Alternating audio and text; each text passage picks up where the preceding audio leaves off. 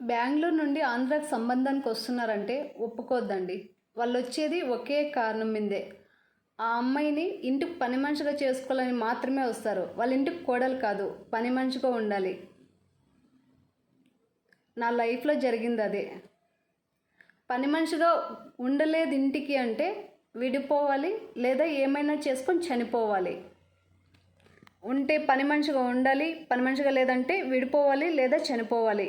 నా రియల్ లైఫ్లో నేను ఎక్స్పీరియన్స్ చేసింది 9 ఇయర్స్. ఇప్పటికీ నా మ్యారేజ్ అయ్యి 9 ఇయర్స్ అయింది. స్టిల్ నేను ఫేస్ చేస్తున్నా.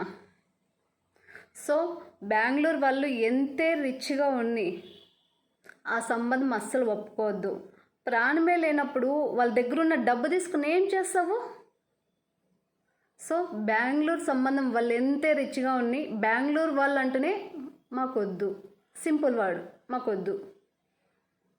ఈరోజు ప్రాణాలని అరచేతిలో పెట్టుకొని బతుకుతున్నా అనమాట. వీళ్ళ ఇంటికి వచ్చేసి నేను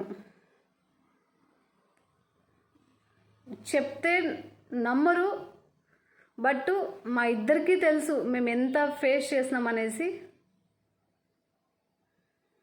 లోపల ఏమేమో చేశారు. బయట పైకి ఫైట్ చేస్తే కనిపిస్తుంది, తెలుస్తుంది, చెడ్డి పేరు వస్తుంది అనేసి పైన చేయకుండా లోపల ఫైట్ చేస్తున్నారు. మేము అనుభవిస్తున్నాము. అది బెంగళూరు వాళ్ళని మ్యారేజ్ చేసుకుంటే సిచ్యువేషన్. వాళ్ళు వచ్చే కారణం కూడా ఒకటే, ఇంటికి పని మనిషి కావాలి. వచ్చే అమ్మాయి వాళ్ళ ఇంటికి కోడలు కాదు. సో బెంగళూరు సంబంధం అంటేనే నో చెప్పేసేయండి.